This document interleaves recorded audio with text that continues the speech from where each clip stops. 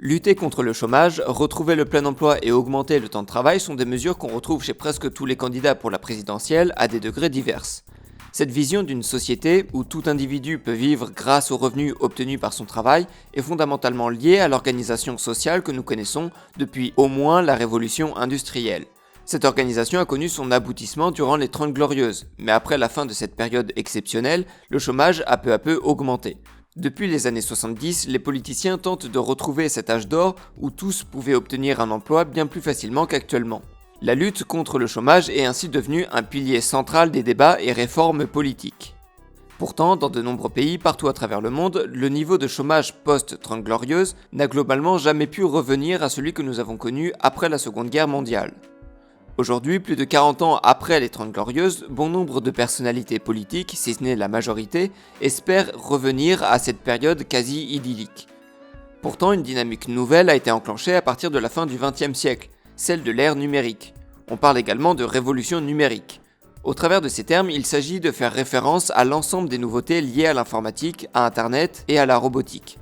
La combinaison de ces avancées technologiques permettent d'aboutir à une chose qui n'avait pas encore eu lieu jusqu'à ce jour dans l'histoire de l'humanité, l'automatisation. Bien sûr, ici on peut penser à certaines machines aux mouvements et actions automatisés qui existent depuis les machines à vapeur du 19e siècle. Mais ces machines reposent sur un fonctionnement mécanique, là où la technologie actuelle repose sur des algorithmes, des calculs et une forme d'intelligence qui permet une adaptabilité que n'avaient pas les machines mécaniques. L'automatisation dépasse désormais le simple secteur des travaux manuels.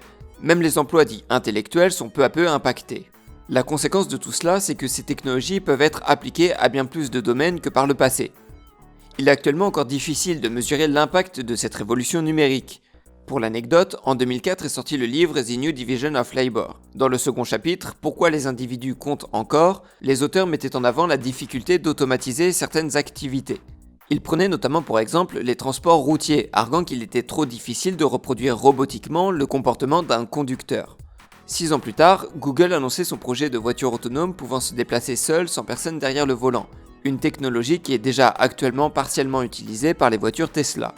Cette difficulté à percevoir les changements de société qui vont avoir lieu amène bon nombre de politiciens à ne pas considérer comme il se doit les conséquences qui en découleront et à poursuivre une politique de plus en plus en décalage avec notre époque. Plusieurs études ont cherché à mesurer cette dynamique de perte d'emploi. L'une des premières est celle de l'université d'Oxford en 2013. Selon les chercheurs, ce sont pas moins de 47% des emplois américains qui se trouvent à haut risque du point de vue de l'automatisation sur une échelle de temps d'1 ou 2 décennies. Pour la France, une étude similaire publiée en 2014 parle de 42% des emplois qui peuvent se retrouver automatisés, toujours sur une échelle d'environ 20 ans. À plus court terme, d'ici 2025, ce sont 3 millions d'emplois qui sont directement menacés.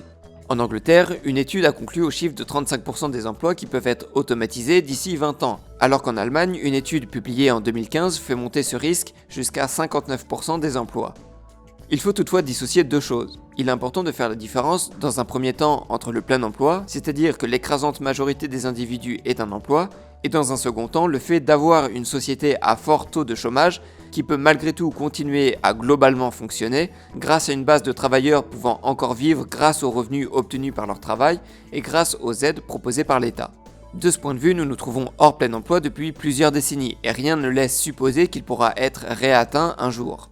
La question est donc plutôt de savoir si l'on peut continuer avec la seconde option, à savoir vivre dans une société où le travail ne peut pas être obtenu par tous, mais où le chômage reste suffisamment modéré, ou si au contraire les changements qui vont se faire sur le marché du travail à cause de la robotisation vont trop fortement déstabiliser la société actuelle. Car dans les années à venir, le travail continuera d'exister, bien qu'il se raréfiera de plus en plus. Mais quand bien même les chiffres avancés par les études que je viens de citer seraient exagérés, perdre ne serait-ce qu'une partie des emplois existants au profit des robots signerait une bonne fois pour toutes la mort du modèle travailliste de notre société. Se pose alors la question de la refonte de l'organisation sociétale de notre monde pour s'adapter aux nouveautés du XXIe siècle. Par le passé, nous avons muté d'une société agricole et manuelle à une société de services. Sans doute serait-il temps de muter de nouveau, d'une société où le travail formait un socle fondateur vers une société où travailler ne représente plus qu'une petite partie de la vie des individus. Car comme le disait Arthur C. Clarke, le but du futur est le plein chômage, ainsi nous pouvons jouer. C'est pourquoi nous devons détruire le système politico-économique actuel. Et pour ce faire, il serait de bon ton que les mesures politiques accompagnent ce changement plutôt que d'essayer de s'y opposer.